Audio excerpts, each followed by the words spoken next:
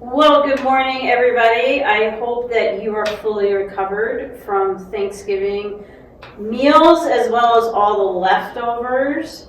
And we just hope that you had a great weekend with those that you love, and that you know that you are loved and that you are treasured no matter what.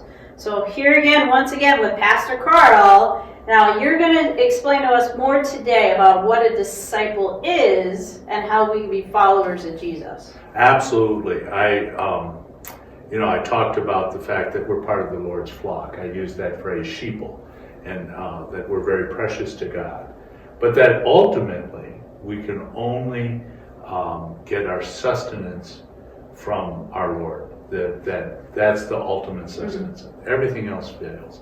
And Vicki, you'll be happy to know that as I was writing this sermon, I thought, okay, Vicki's going to ask me, what does that look like during the 168? Exactly. How do we live it out? Yeah. So I've been thinking about it, and I've been thinking about, where God's been working on my discipleship is driving. You guys probably have figured that out because you tell one or two stories about driving. Yeah. Yep. Yeah. So I told that story on Sunday about losing my wallet.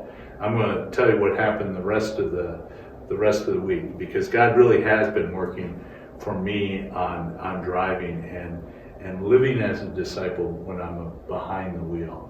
And so what happened is, after I found the wallet and I had to take off back to Costco. I was behind now. I had to go shopping. And it was Monday, and everyone was there for Thanksgiving, and crowds, and it's crazy in Costco. Yeah, and it was, the parking lot seemed to stretch for miles and miles, full of cars, no parking spaces. Lo and behold, there was a parking space really close to the building, and this guy was coming out, and I was coming up, and then I looked down the aisle, and there was another gal coming toward me. And we kind of stared at each other, kind of like gunslingers in the Western movie. You heard the soundtrack going. Yeah, right? Whatever. And I was going to whip in there before her, and she turned on her turn signal, and I just heard a little voice say, how do you follow the Lord here? Mm-hmm. And I thought, I'm going to let her have the parking space. And lo and behold, I went up that aisle and over to an aisle that was closer, and I found a parking space.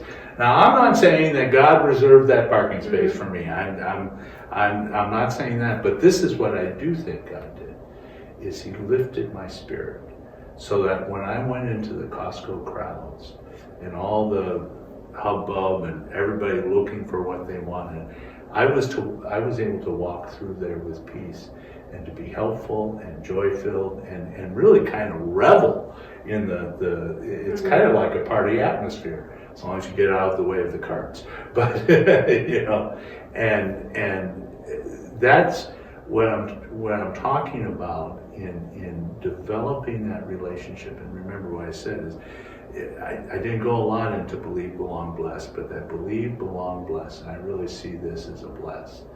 Nothing heroic, just being nice and kind to people. That brought me closer to my Father, mm-hmm. to the Great Shepherd, and helped me live my faith out in 168. So what's your encouragement for those watching today of helping them live it out in the 168? Well, I would, I don't want to sound like a one-note John. Actually, it's 3 notes.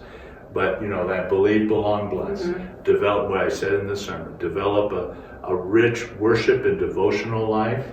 Develop good friends, mm-hmm. Christian friends that can help you kind of center yourself when things seem to be coming at you.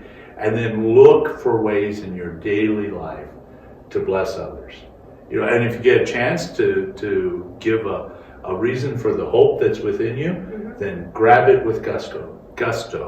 But to just look at ways to bless others on a regular basis.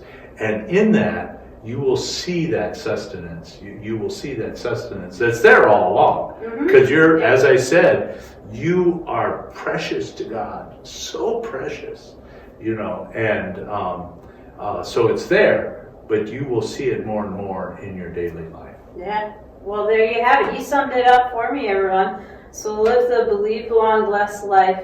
And we encourage you to have a wonderful day as you see God everywhere you go. And we'll see you on Sunday.